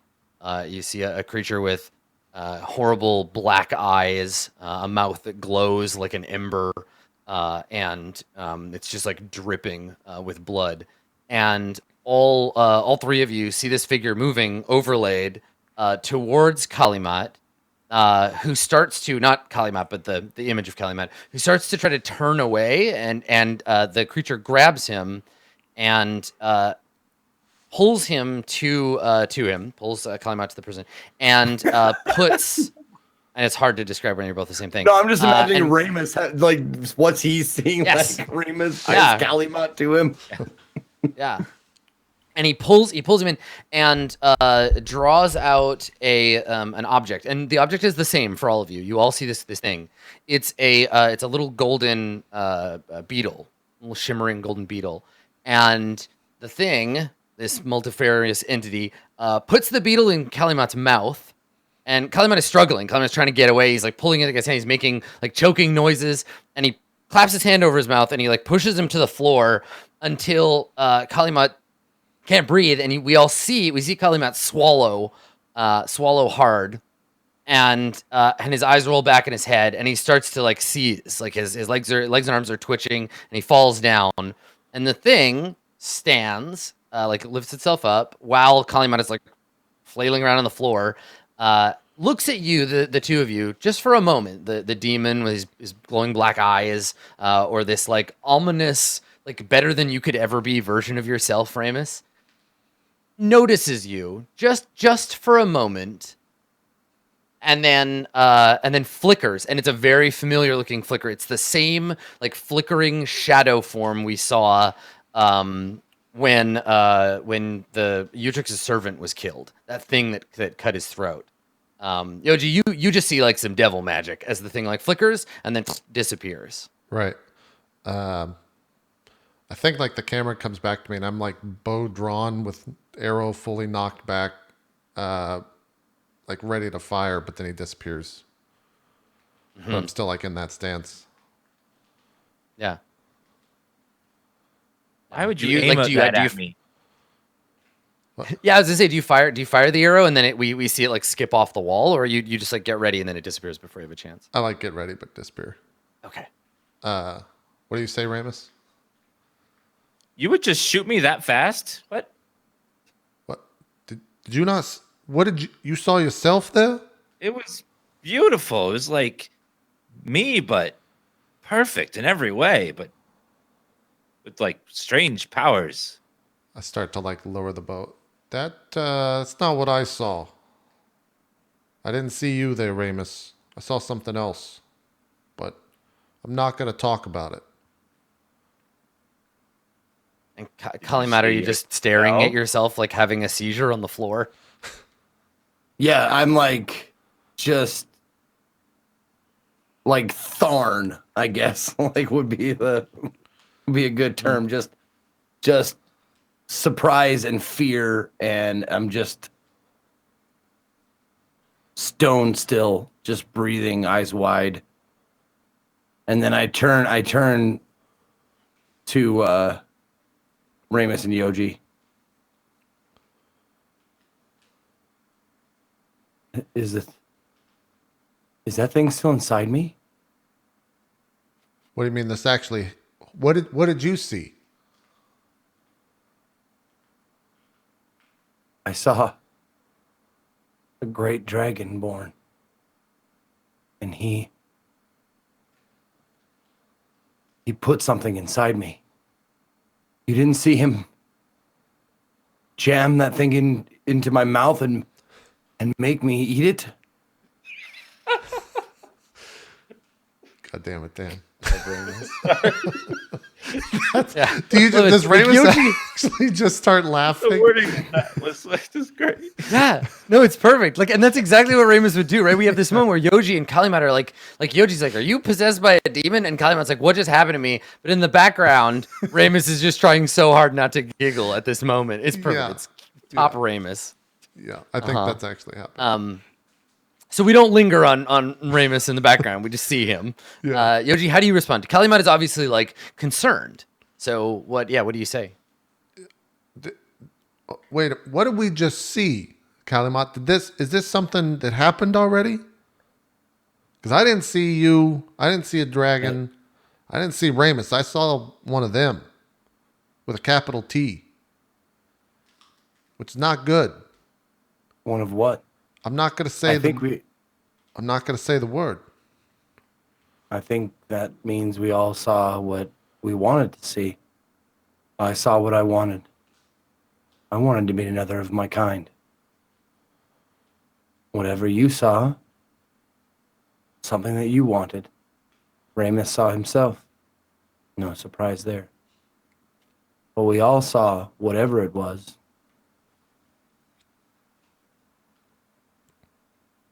Didn't we? Didn't we see? I saw him take a golden bug and make me eat it and swallow it. And I don't know if it's still inside me. Have you ever felt anything odd in your stomach the past No. several months? After I opened the door, my memory is blank. And then I woke up somewhere else in the castle or in the keep. What happened when you guys were at this place? What was? Did you leave? Yeah, we got out. Yeah. But the world and the keeper of the world crumbled. Whatever he was keeping in that cell down in the dark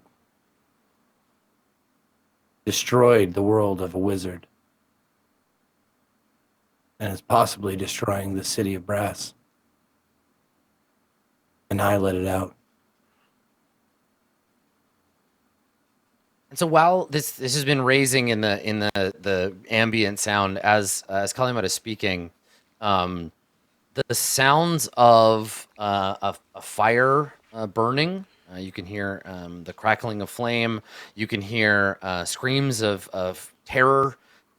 This is slowly, like, this ambient sound is starting to build around you. So you can hear all of this these sounds of like something obviously horrible happening starts to kind of like become obvious around you.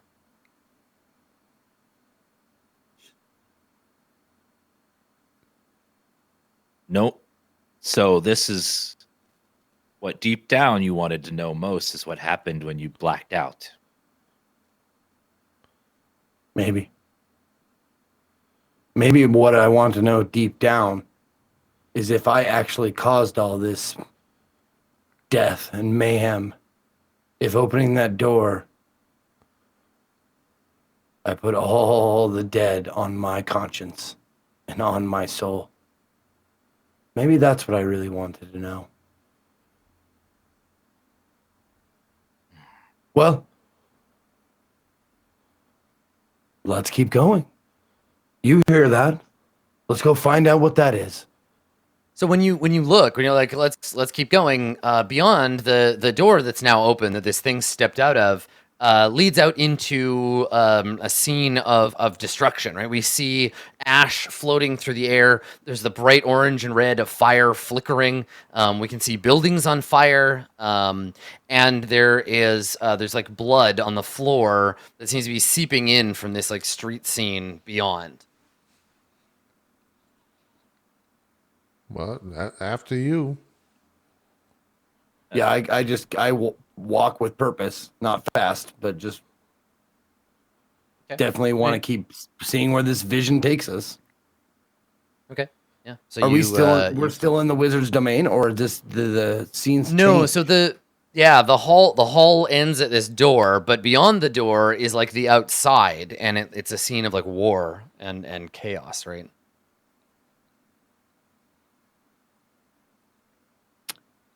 So you're all gonna pass through. Yeah, I guess I so. definitely am. I'm not waiting for anybody else. Yeah. Does it seem familiar?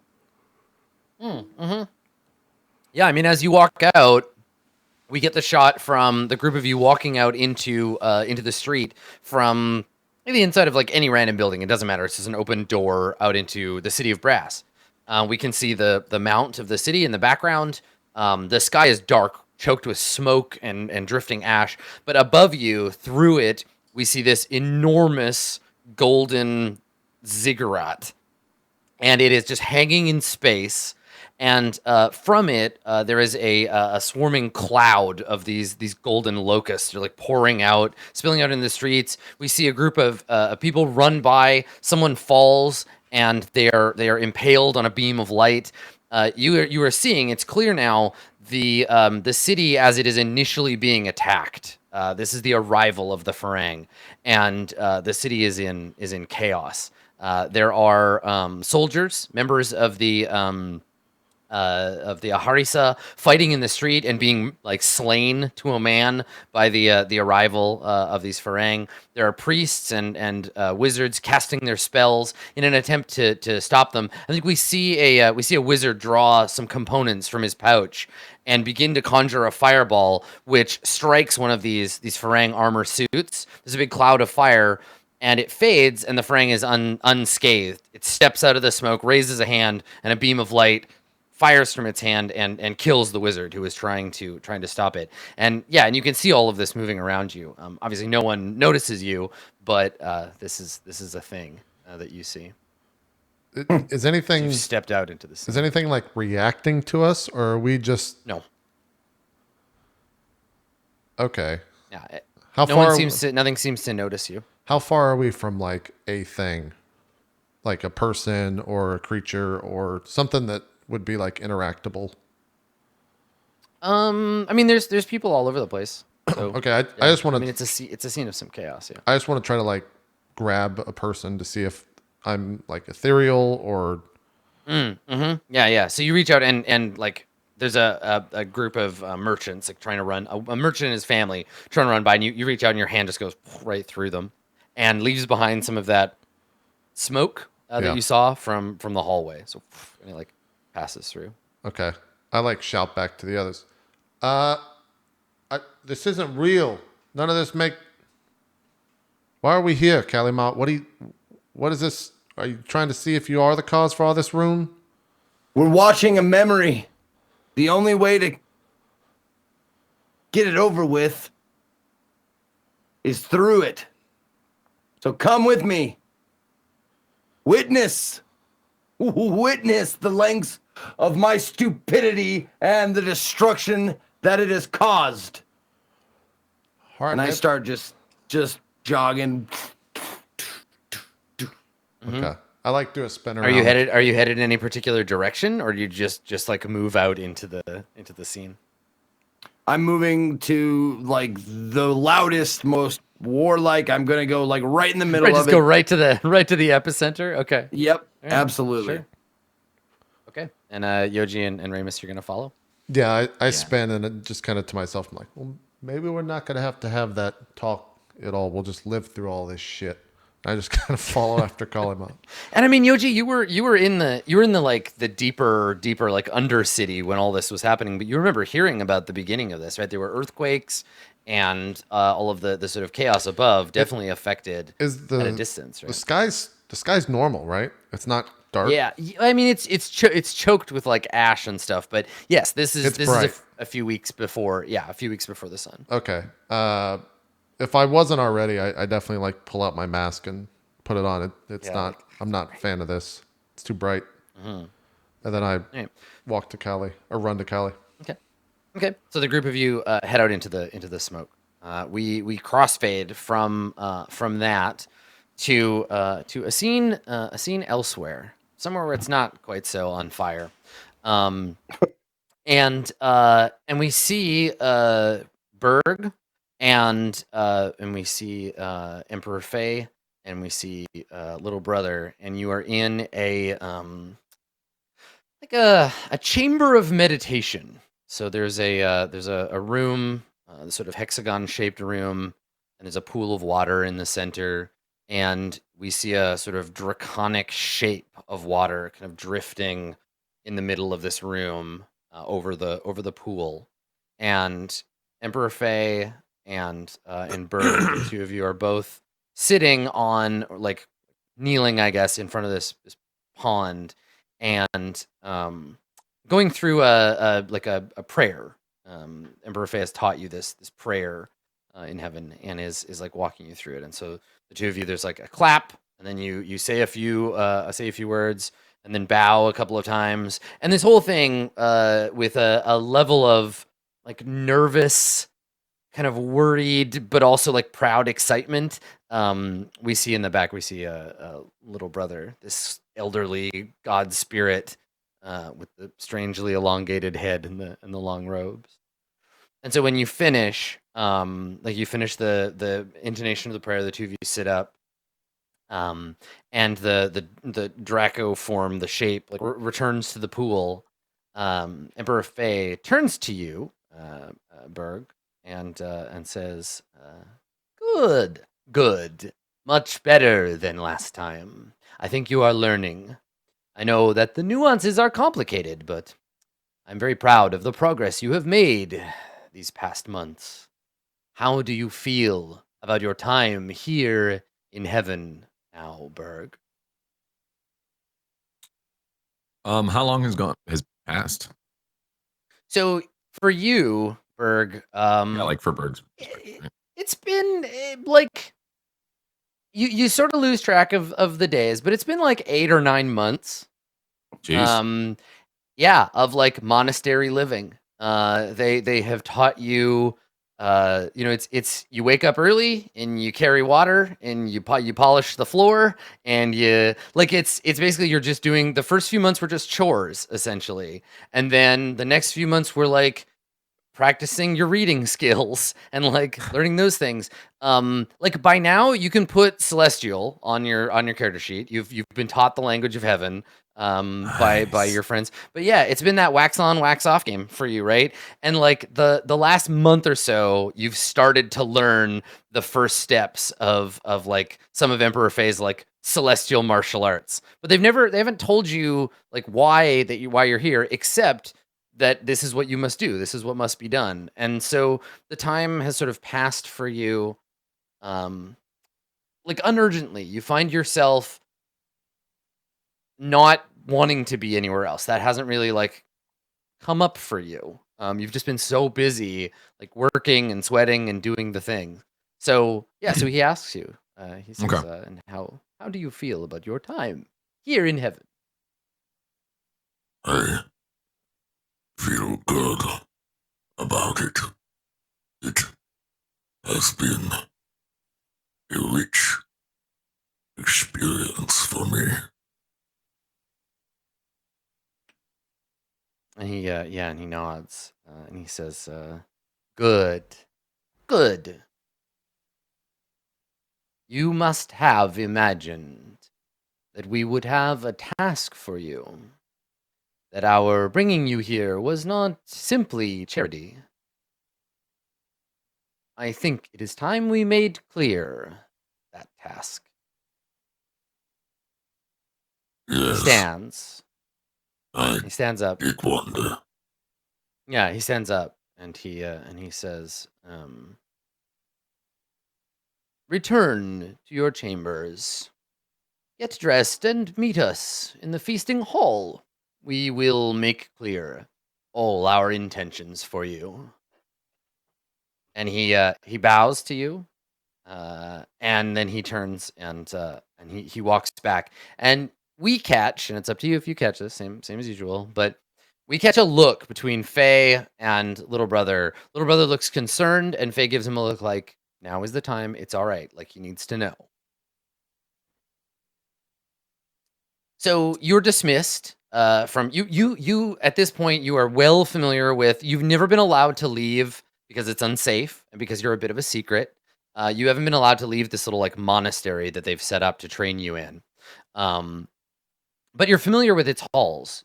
You're very, very familiar. There are no other students. It's been a bit of a solitary life. Occasionally, a messenger spirit or another god will come and have a meeting with the emperor or with little brother. But you don't get to be part of those. You're always busy carrying water up a long flight of stairs or something. But you know how to get anywhere within this place easy enough, and it's got a sense for you like of home. You don't live here, but for now, you're as familiar with it as anywhere you've been. You haven't killed anybody in like almost a year, which is like significant for you.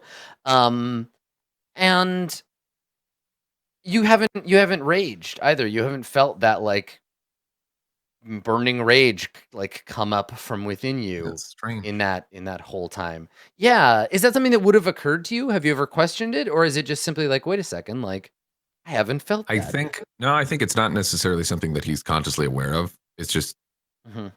yeah. Perhaps that'll dawn on Berg eventually, but right now, no, it's just been a thing. It's like, no, what do you mean rage? I'm in Right, heaven. yeah, There's nothing to rage about. That's right. Yeah, you've just felt like calm and placid, even though the work is hard and there have been moments of frustration, right? And I think while you're walking these halls, you look into a room that's like a training room with training dummies, and there's flashbacks to Faye with like a instructor's stick, a long like wooden stick, like slapping you in the hand, like no, again, and like just nothing raises your ire. And in all of these sort of background shots, we always have we have with little brother like watching like nervous, like is something gonna happen, like is he gonna flip out? But Berg is not really like aware of any of that. You've just led a calm, peaceful, and like knowing experience. And so yeah, I think that you've got this sort of like inner peace that you've developed in this place, and you feel that walking through its halls. You come to your room. It's like a little cell, like a monk cell, not a prison cell, with like a bed and a small chest with clothes in it. And you're wearing your like training outfit, but they've also given you like a set of sort of monk's robes for walking around. Yeah. Okay. All right. So you what do you do? Do you get changed, ready to go? Yeah, I go there, get changed, put my, my training equipment just so where they would have instructed me, Mhm. maybe if there's a window or something like that, look out the window for a sec, just kind of absorb his view from where he's at, unless it's, there is no window. But yeah, Yeah, just there get is. ready. There's a little window in the wall, and there's there's sunlight coming through. You can hear birds chirping outside, and it's got this kind of like the light here doesn't come from the sun; it comes from the glow of the fountain. So you pause a moment, and you can kind of like you feel the peace of the fountain all around you, and then you get dressed. Mhm. Yeah, as he's looking out the window too, it's like like you've said, since he's been here for so long. I think at first maybe there were thoughts that drifted back to the problems on Earth and down below for his friends, but now it's kind of faded away a little bit, and Berg is just kind of enjoying the calm, like peace and serenity, because this is what he's wanted. He's wanted peace and not have to be living the tortured life that he has lived. So yeah, Mhm. he's just kind of embracing that while he's looking just in complete peace. Mhm. And then he goes, Yeah. it's changed and goes into his Okay. normal monk's wear. Yeah. Yeah. So we see you wearing a less like they're longer, more like robes than they are like there's a name for the garment, but I don't know what it is. My medieval Chinese clothing vocabulary is not very good. But there it's like a formal, somewhere between a robe and like a gi, I guess. And this article of clothing, though it has never once occurred to you, if you sold it in any city in the world, it would be worth like 1,000 gold, right? It's made out of like spun silk from moths grown only in moonlight, etched with like platinum like thread. But it's just like everybody wears this stuff around here. And it's the nicest thing you've certainly ever worn in your whole life, but it doesn't even occur to you. And so you head out to the chamber where you have taken your meal every day and every night for the last 9 months.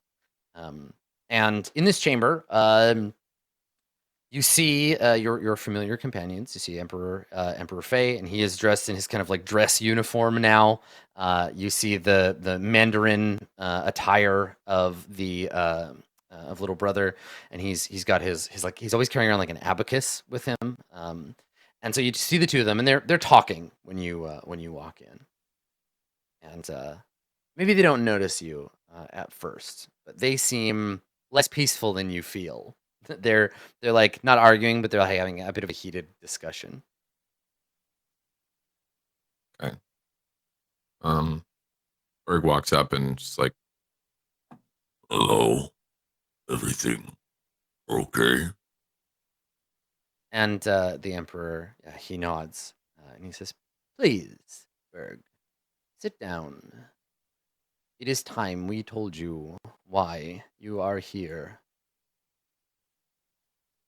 Berg like nods and sits down. He says, "We have sheltered you, Berg. Now, I know your training has been difficult, that we have tested you, your body, and your mind. This is to assure you that you would be ready for what was to come. But to do so, we have had to shelter you from certain truths." And he looks at his over his shoulder and he says, "Little brother is worried that you are not ready to know the state of things, but I am much more familiar with the strength you carry inside. Heaven is not what it appears to be, Berg. We have spent millennia guiding humanity to its destiny, giving them purpose, folding their will like a paper flower so as to protect them, but our hands have become confused. The will of heaven can no longer decide in what way their destiny is to be folded. We cannot undo this problem alone. We need your help, Berg. You have in your life fought injustice. We ask you once again to please help us restore justice here in heaven." And both of them give you this look like they're Faye is a lot more reserved. He's much better at hiding his emotions, but the your little brother is like clinging to his abacus with his long fingers, like, "Oh, what's Berg gonna do? What's Berg gonna say?" He's always a little nervous, but so how do you Yeah, respond? Probably like brows furrowed as he's talking to be like, because he's basically saying, we need your help, but taking a long time to say what he needs, Berg's help Yeah. for. So he's just kind of like, What do you need me to do? Only what you have always done. There is a story in heaven that needs ending. we would ask you to write that ending in red. He looks at little brother and he says, little brother is a shadow. When light falls upon a god, their shadow is cast and sometimes given life of their own. Big brother, Zhenwu, revered on earth as a god of well-being and happiness, has become corrupt, evil, selfish. He grows fat on prayer of those lesser than himself. He has lost his way and will not listen to reason. By the pacts of heaven, we cannot intervene.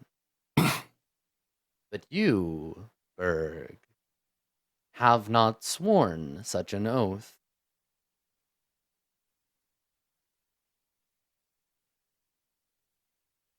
So, I am to rid heaven of Big Brother, is it?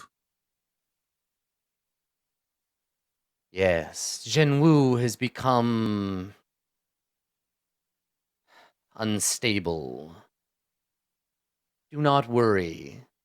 This is the will of heaven. This is what the fountain wants.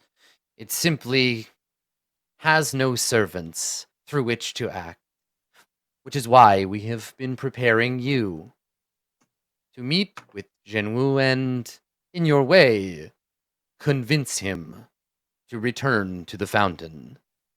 He will, of course, be replaced. This is how the bureaucracy works. There will be another, someone better, to take his place. And you will be rewarded as befits a hero. And I know how heaven treats a hero, Berg. And he smiles at you. Will this not be a hard task? It won't go quietly, I would think. No, I think not. You have experienced the desperation that grows in the hearts of men in power. They do not want to give up that power, even if it is heaven's divine will that they do. This is the riddle of the devil, and the devil is always followed by the tower, Berg. You can undo what Zhenwu will not let go of, and help us restore order in heaven.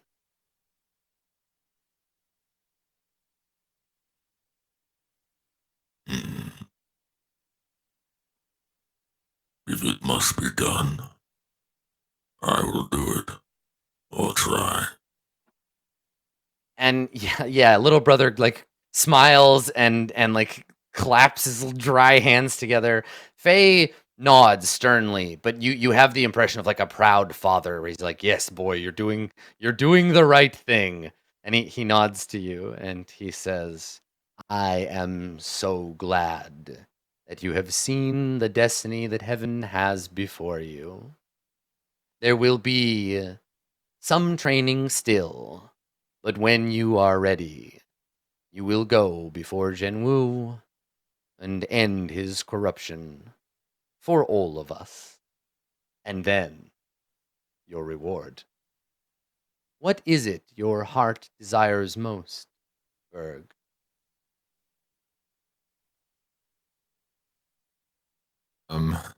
Berg like thinks on that one for a while because he Yeah. hasn't like contemplated this for a while, especially since he's been in heaven. Mm-hmm.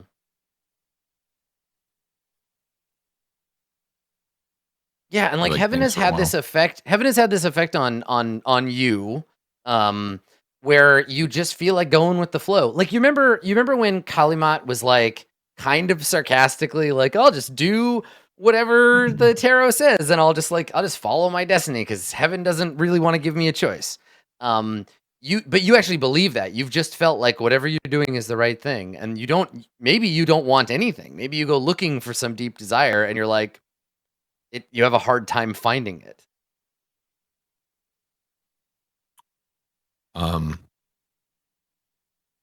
Berg thinks for a second. He's just like,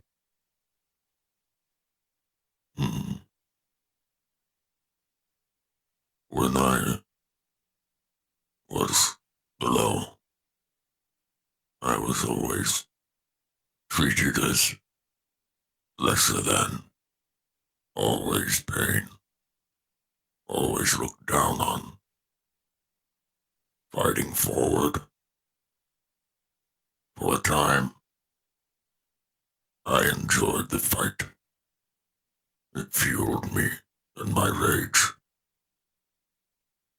But it did grow tiresome. I think I'd like some form of peace, happiness, if possible for me. And to not be lesser than everyone. The Arcana teach us that all life, in the end, is a part of the fountain. Your struggles came from your earthly attachments. Holding on to a life only leads to misery. The only true freedom is the peace of the fountain. If you complete this task. And he looks over for a moment at little brother, and little brother nods like they've had this conversation before. He says, you will find your peace in heaven at the end of this road. Help us set things right. But for now, and he gestures. And when we looked away, like while we were having this conversation in these like tight shots, when we return to a wide shot, the table is covered in food. It's big like bamboo steam like baskets of pork buns, and there's like a big plate of noodles, and Faye smiles and he says, "For now, let us eat. It has been a long day." And his sudden change in effect is like, cool, all right, well, we're back to just like relaxed times. Like let's just eat together and things are gonna be fine. Yeah. And he's got a great appetite. So he just starts grabbing food and piling up his plate. And this is like, now it's suddenly just back to like a normal day with him. straight up just anime eating noodles and food. Yeah, exactly. Yeah. Yep. Yeah. Cool. Okay. So meanwhile, back in memory land, you're headed towards the place where this massive ziggurat is like landing, right? And I think we see that now when you arrive, this thing has come down and it's crushed a bunch of buildings, and we recognize it as being landed in the same place we saw it kind of in real life, where you saw it from the rooftop with your glasses, Kalimat. And it is opened up, so the flat sides of the ziggurat have opened, and there are Farang emerging. Some of them are beginning to build the first wave of the Anathem network, the anti-magic bubble.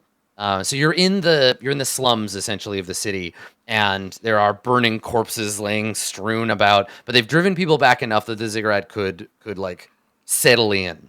And in the air, you can see glittering in the smoke and the ash. You can see these swarms of beetles starting to consume the buildings around, and there are Farang, the sort of scouting units picking up bodies and like carrying them back towards their fortress. for examination. But none of them seem to notice or bear witness to you. They pass through you, but you can stand nearby and see them. What do you do when you get here? This site. I'm going to follow them to where they're taking the bodies. Okay. All right, so you're gonna walk towards the open entrance. Yes. Okay. All right. So you walk up to the entrance, and it's like shadowy inside. You walk up the stairs towards the threshold, but you can't see inside.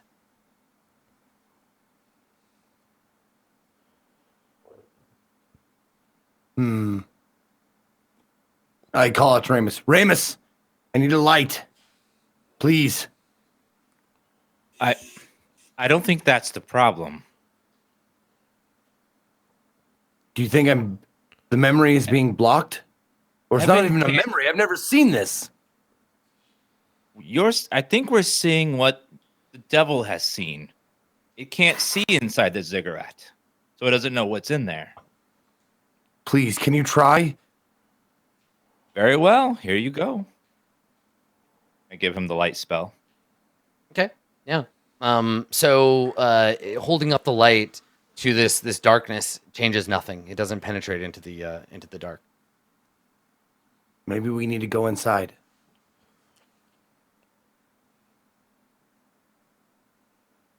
You first. Very well. I walk in. Okay.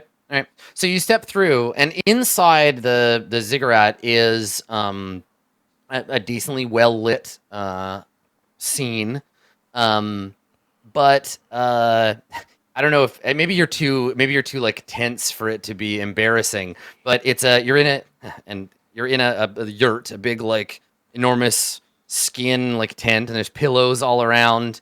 There is incense like in the air. Kalimat, you recognize this as the tent of the traveling like orc. And Yep. we walk in on Kalimat in flagrante delicto. Yeah. Probably just after the fact. And so you're lying in repose with your orcish lover, and the two of you, you're not asleep, but you're taking a minute, and I think that we see Kalimat, we see you reach for a goblet that she has nearby, and you take a drink of this like orcish wine, and it's a little strong, and it you like cough a little bit into like a handkerchief, and you set it down because she makes a joke about you being like frail, right? She's like, "Oh, have you died? Have I killed you?" And you cough into your handkerchief and you set it down, but we don't linger, we don't turn with you back to her when you resume your smooching. We see from the little handkerchief, a tiny bloody scarab crawl from the handkerchief slowly across the sand, and then its purpose spent, it dies. So we just see it like crawl a little way out of the sand, and then it's like fall over and stop moving.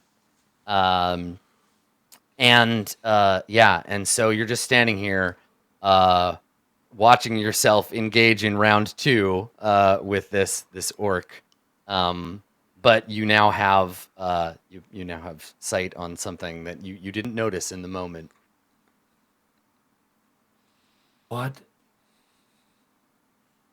What in the name of all the gods did it do to me?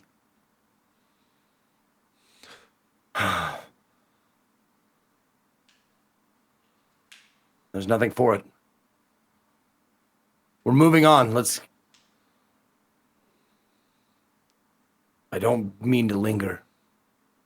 So you want to try and like change where you are? You want to like push out the Yep, scene? I'm going out of the yurt, and I want to continue to its conclusion. Okay, all right. So you want to leave? You turn and pull open the sheet of the yurt. Remus and Yoji, what are you thinking while Kalimat is having this like breakdown? You got any ideas, Ramus? Because I know what I would be doing, but feel free to go first. You think she's furry all over?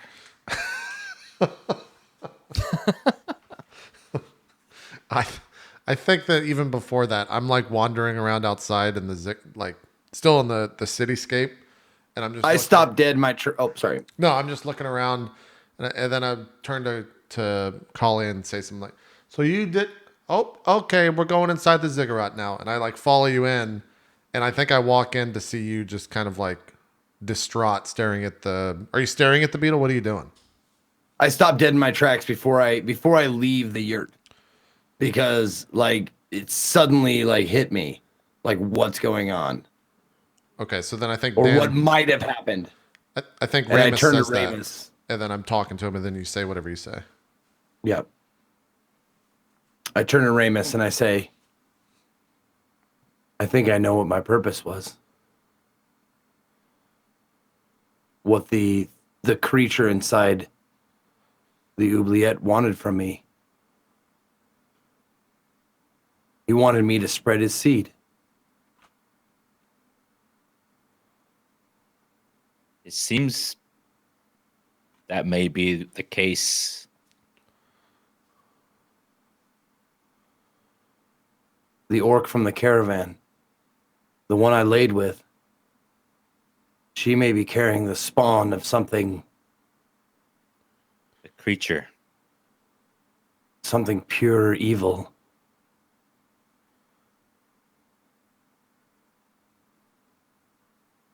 We have to find it. Do we though? I mean, look, I'm. It's not your fault, really. What did you see? What do you mean?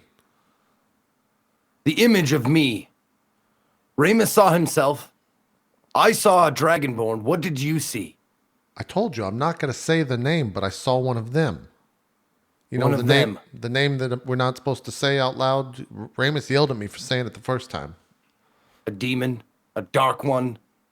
Yeah, sure, that works. What does it matter to you? I'm thinking that you saw it true. That I was infected by one of them. And that I unwittingly spread his seed. And now there's an orc going to give birth to, I don't know how many of them. Well, Yet another thing to fall upon my stupidity and my conscience. I mean, and I kind of like look to the side. I that's conceivable, yeah, but I turn back and look right at Kalimot. That was my dad. I think we like cut straight to a break now. Yeah, totally. You're like, I saw my dad. What what? So let's cut to a break. Yeah, nice, good. I like it. Yeah. We'll take a quick break. We'll come back after the break and go into part 2 here of episode 78 of Court of Swords. We'll see you then. Clear.